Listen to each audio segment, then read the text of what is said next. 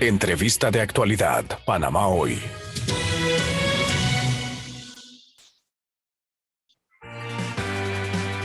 Seis 35 minutos en la mañana, y tal como habíamos anunciado, está esta mañana con nosotros Ricardo Lombana, candidato presidencial y fundador del movimiento Otro Camino, y con él vamos a hablar de diferentes temas.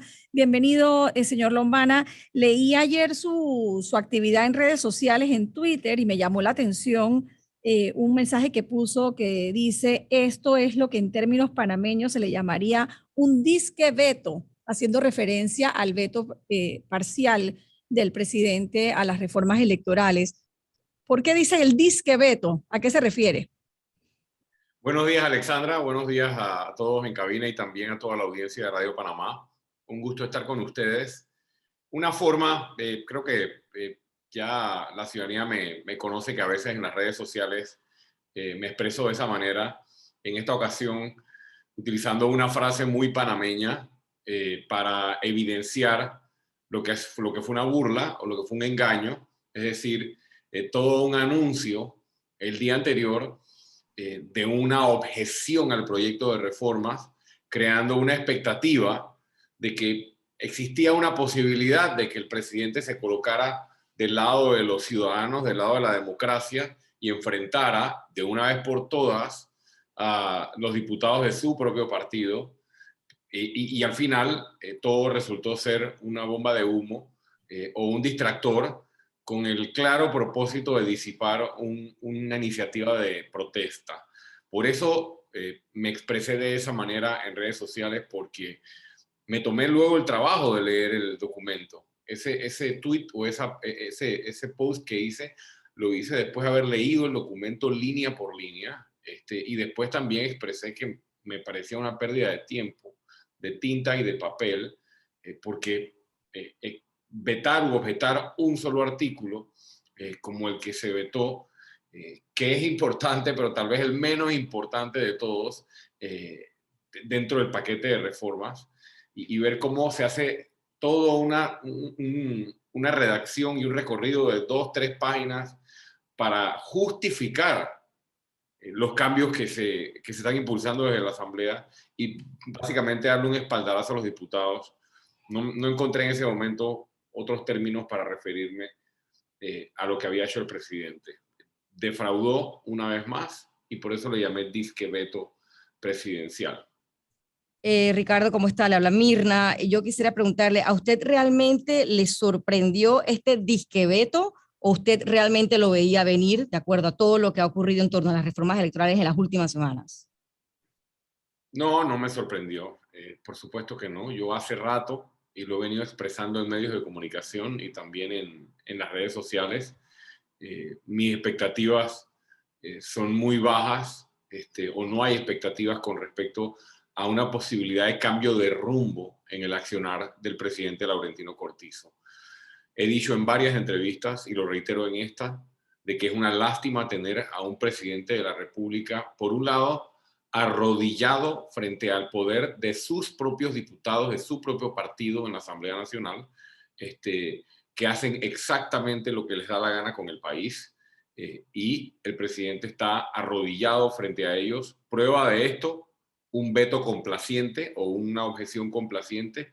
Prueba de ello, aumentos presupuestarios en medio de una pandemia para beneficio de la bancada de gobierno y de los diputados de la Asamblea Nacional, y muchos otros puntos en los cuales el presidente no ha tenido ni siquiera una muestra de querer pararse del lado de la ciudadanía. Así que mis expectativas eran muy bajas, o no existían expectativas sobre la posibilidad de que el presidente lograra enfrentar, pero existía en esta ocasión, tal vez por ser el tema electoral y por ser un tema que aplicaba a partir del 2024, en que no iba a tener ningún tipo de injerencia tal vez sobre el propio Laurentino Cortizo. Tal vez muchos ciudadanos pensaron que podría él en este momento y en estas circunstancias pensar en la democracia futura, pues, ya que no está pensando tanto en las decisiones que afectan hoy, pero ni así pareció entender el rol que le tocaba jugar. A mí me llama la atención del documento publicado que el presidente prácticamente defiende algunas actuaciones de la Asamblea y, por ejemplo, cuando habla del financiamiento público preelectoral para los candidatos a libre postulación, habla de que es un avance importante. Usted fue candidato a libre postulación. ¿Cómo reacciona a esas declaraciones, a esas declaraciones? Pues porque lo es. Mira, esa frase es una frase que tenemos que empezar a prestarle atención cuando hablamos de reforma electoral. La frase avances.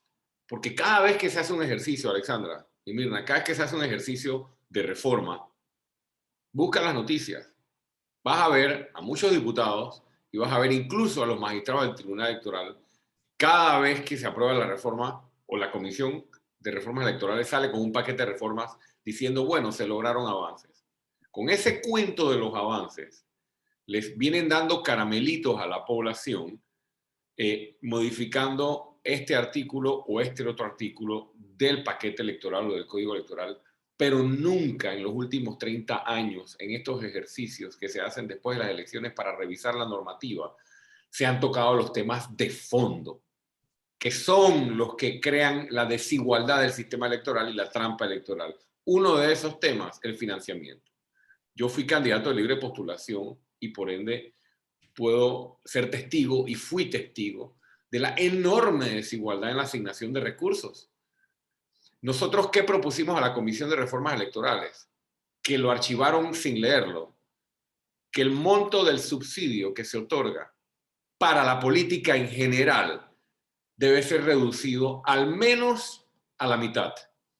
96 millones de dólares se utilizaron para dárselo a los partidos políticos en esta última vuelta de subsidio electoral. 96 millones de dólares en el mismo contexto en que vemos que no hay presupuesto para el Hospital del Niño, que no hay presupuesto para un montón de prioridades. No solo ni siquiera consideran la reducción del subsidio, sino que tampoco quieren equipararlo. El candidato de libre postulación está en enorme desventaja desde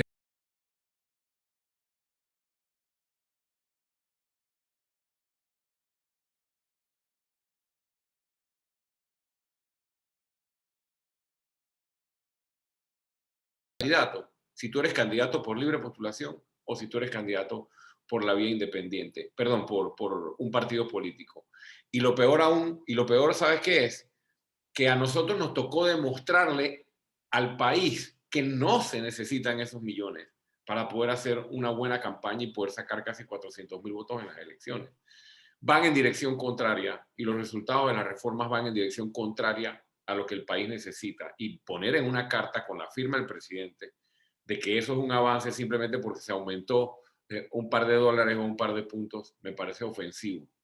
Ricardo, también hablemos un poco de la referida amnistía, que según tengo entendido no es parte ni siquiera del proyecto original. Se metió como un gol allí ese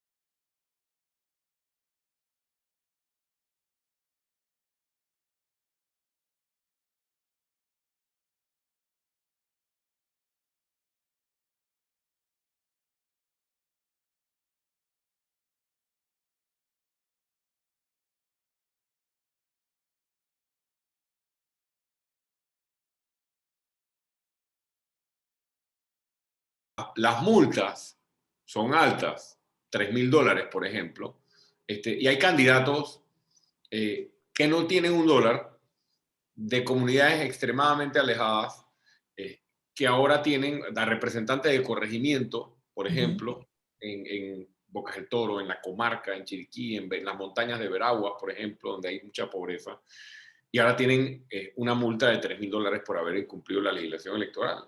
Entonces, entramos en un dilema, ¿no?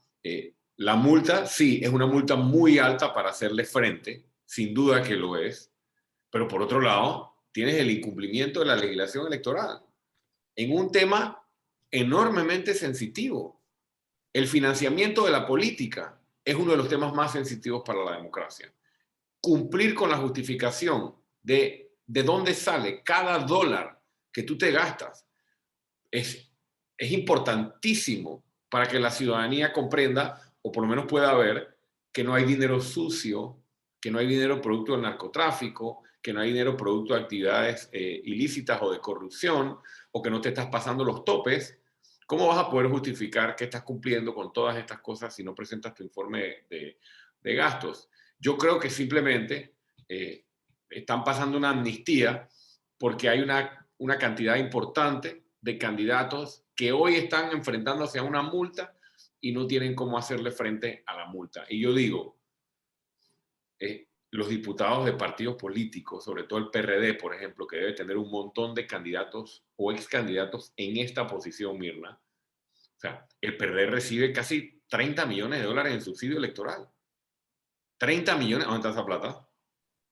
Ahora hay que exonerarle o hacer una amnistía porque los candidatos no pueden hacer frente a una multa que el propio aparato, partido político, debió velar porque se cumpliera. Están metiendo en la misma bolsa situaciones creo que son diferentes o situaciones que se justifican de manera distinta y no creo bajo ninguna circunstancia que este era el tema más importante de la reforma.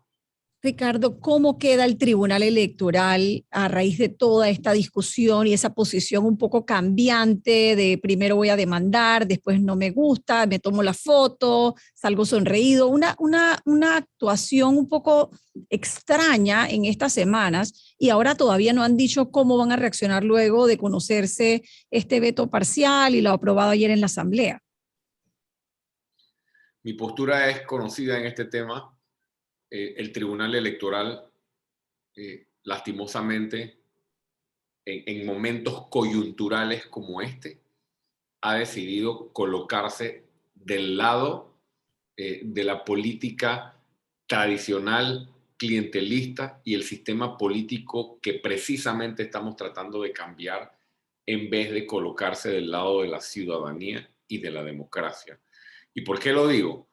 Porque si tú como Tribunal Electoral presides la Comisión Nacional de Reformas Electorales, la lideras, le dedicas junto a un montón de panameños, dentro de los cuales me incluyo porque participé personalmente, no delegamos en nadie esta función, por largos meses de trabajo, aún advirtiendo la posibilidad de que fuera una pérdida de tiempo, para llegar a un consenso y que luego el Tribunal Electoral vaya y lleve ese consenso a la Asamblea Nacional. Y ante la primera presión de los diputados, los magistrados, en vez de decidir con firmeza, defender ese consenso que ellos mismos trabajaron con la ciudadanía, con los partidos, con la sociedad civil, rápidamente quedan sentados en una mesa paralela, distinta de esta comisión y mucho menos representativa que la Comisión de Reformas Electorales. Yo quiero llevarnos, o sea, vamos a colocarnos en el futuro, Alexandra. ¿Qué usted cree que ciudadanos como yo y otros más vamos a pensar, o cuál va a ser nuestra actitud cuando los magistrados nos vuelvan a convocar a la Comisión de Reformas Electorales después de las elecciones del 2024? Claro. ¿Usted cree que vamos a querer sentarnos allí, ¿no? A trabajar por un año, a que nos utilicen para impulsar mejoras y luego no tener una defensa por parte Se siente utilizado, pues.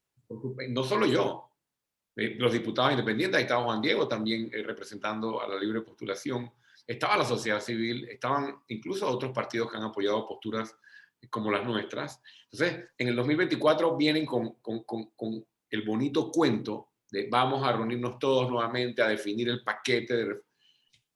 Aquí es en este momento en que el tribunal tiene que colocarse del lado de la transformación del sistema político, de la transformación que la ciudadanía está pidiendo, porque esto es otra cosa. Esto no es que Lombana quiere que se cambie tal norma. Haga una encuesta y pregúntele al país si el país quiere que se gaste menos plata en política y en subsidio electoral. Abrumadoramente la gente va a pedir que sí. Pregúntele al país si la gente quiere que los votos se cuenten 2, 3 y 4 veces en la asignación de curules en vez de un voto o contado por lo menos una sola vez y que realmente lleguen a la asamblea los diputados que sacan más votos. Se cae de su peso, que eso es lo que necesita la democracia. Entonces, ¿a qué está jugando el Tribunal Electoral? ¿A negociar políticamente con un sistema corrupto o a defender la democracia?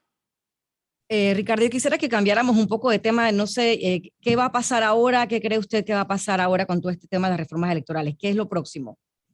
Para entonces pasar a un tema que me gustaría preguntar, el tema del seguro social específicamente. Parece que, y digo parece porque es lo que he escuchado, que el Tribunal Electoral está considerando algún tipo de acción legal contra lo aprobado. Habrá que esperar qué hace el Tribunal Electoral. Todavía tiene oportunidad el Tribunal Electoral, pienso yo, de corregir su rumbo y ser firme. Tal vez ya sin posibilidad de un efecto eficaz, porque habrá pasado el tiempo necesario para poder incorporar las reformas si es que la Corte falla a favor. Y desde Si el punto falla alguna vez. Sí, sí, porque aquí a veces fallan después de las elecciones, ¿no? Cuando son temas que afectan las elecciones, fallan después de las elecciones.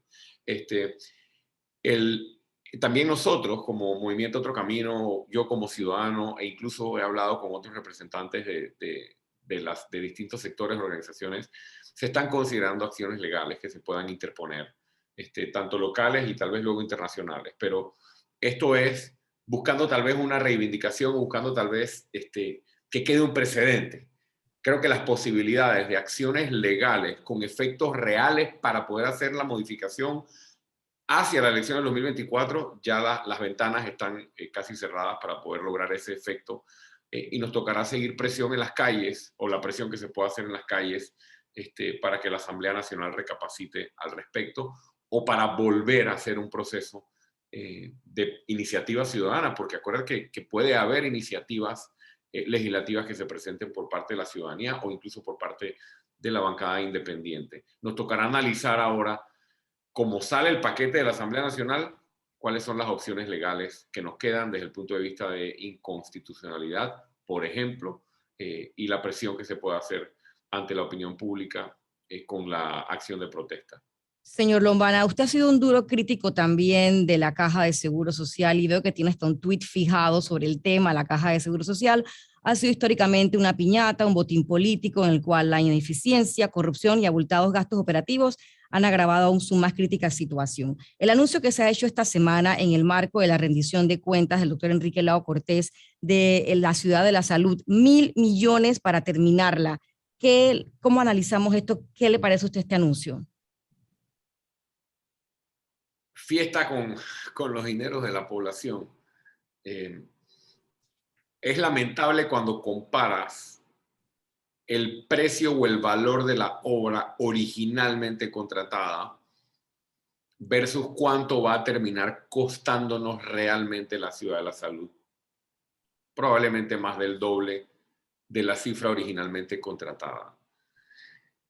Primero, la Ciudad de la Salud hay que terminarla. Eso es un hecho. Y contra eso no me voy a meter. El presidente Varela cometió el error, un error bastante cruel para el país, porque el que sufrió fue el panameño, el usuario que no tuvo acceso a esa instalación de salud. Cometieron el error de, por investigar la corrupción que había en el proyecto, que era evidente que había, paralizaron la obra y no supieron separar ambas cosas y lograr, por un lado, que el proceso judicial continuara y se pudiera condenar o encontrar o confirmar los casos de corrupción alrededor de esta obra, pero cumplir con la culminación y la construcción de la misma. A esta administración le correspondía culminar la obra. Hubiésemos esperado una negociación mucho más férrea con la empresa constructora y las empresas subcontratistas también, o con un posible reemplazo de la empresa constructora, ya que precisamente esta empresa en otros países ha hasta reconocido, o por otros tribunales de otros países se ha reconocido pues su participación en actos de corrupción, incluso ligados a la construcción de esta obra. Me parece que el Estado tenía toda la ventaja y el sartén agarrado por el mango, en este caso a través de la Caja de Seguro Social, para lograr una negociación mucho más beneficiosa desde el punto de vista del costo de la obra. ¿Qué falló, Ricardo? Bueno, no estamos bien representados, no tenemos buenos negociadores o simplemente no conocemos qué es lo que a puerta cerrada se negocia con la empresa. Fallan los contratos, fallan quienes son responsables de los contratos. Yo me pregunto, ¿dónde está la responsabilidad de los funcionarios que simplemente permiten que un contrato no se cumpla y ahora terminamos pagando tantos millones de dólares adicionales? Es lamentable. Me parece que falla tanto la voluntad de ejecución, la voluntad política en la administración de Juan Carlos Varela. Eso fue lo que falló, dejar de lado la salud de los panameños y paralizar una obra de tal envergadura. Y ahora falla en la mesa de negociación el verdadero interés o la verdadera defensa de los panameños. Y cuando se corte la cinta, que creo que eso es lo que se está buscando, cortar la cinta y la inauguración de esta obra, tal vez muchos olvidarán lo que nos costó, porque estará finalmente al servicio de la ciudadanía, pero no podemos seguir con este despilfarro de dinero como si aquí la plata sobrara para pagar 2 y 3 veces la misma obra y lamentablemente a empresas ligadas a corrupción. ¿Y la Contraloría, la figura del Contralor, dónde queda con todo esto?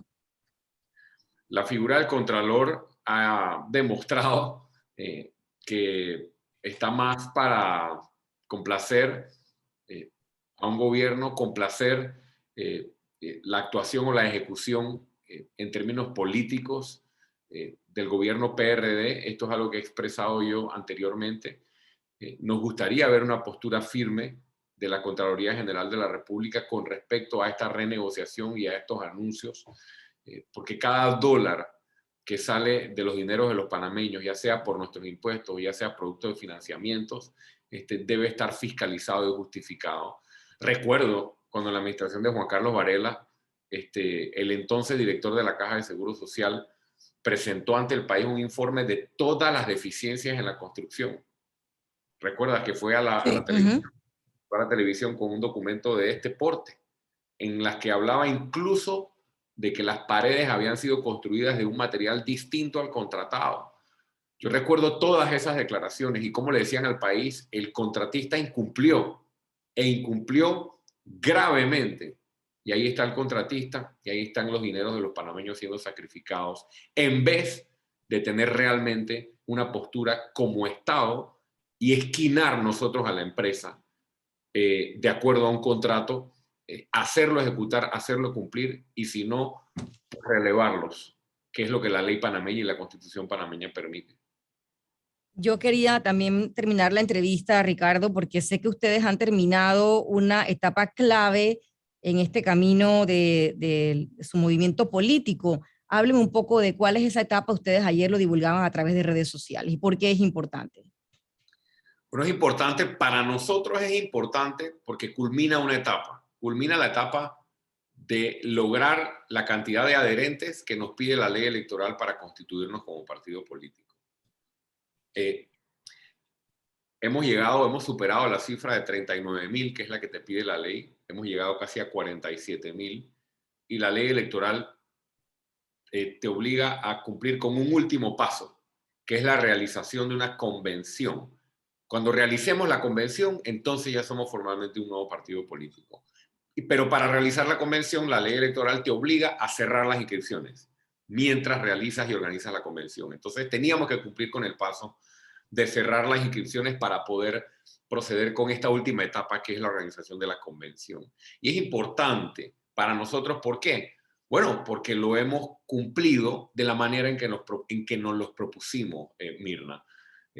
Nosotros le hemos presentado al país una forma de hacer política que respeta la dignidad de los panameños.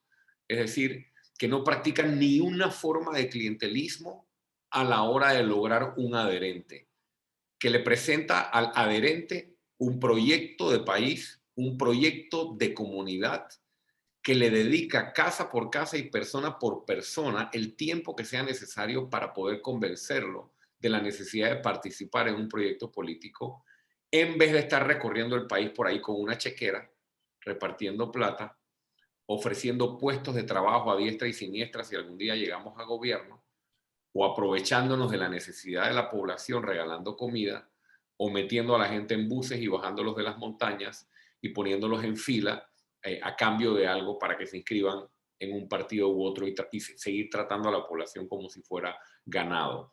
Para nosotros es importante. ¿Por qué es importante? Me hacía la pregunta. Por eso. porque para nosotros la forma en que hemos llegado a formar el partido es ya de por sí una acción concreta del movimiento Otro Camino en nuestro proyecto de cambiar y modificar el país. Porque para transformar desde gobierno necesitas transformar la forma en que haces la política. Y si estamos caminando hacia gobierno sin clientelismo y sin las prácticas del pasado o de las organizaciones tradicionales, estamos llevándole al país un mensaje de que esta es la forma en que se tiene que transformar la política y luego la forma de hacer gobierno. Así que ahora reitero la invitación para todos los panameños que quieran sumarse a este proyecto. Ahora mismo no se podrán inscribir ya, sino hasta cuando abramos los libros nuevamente, después de la realización de la convención. Y la convención, la ley dice que tiene que ser dentro de los próximos 6 meses, después que cierran los libros. Así que muy probablemente en el primer trimestre del año 2022 estaremos realizando la convención y formalizándonos como partido. Gracias, Ricardo Lombana, del movimiento Otro Camino, por darnos su perspectiva de lo que está pasando con temas importantísimos como el tema de las reformas al Código Electoral, el tema de la ciudad, de la salud que tanto interesa a la población. Gracias por haber estado acá en Radio Panamá. Gracias a ustedes. 7:01 de la mañana, seguimos con más.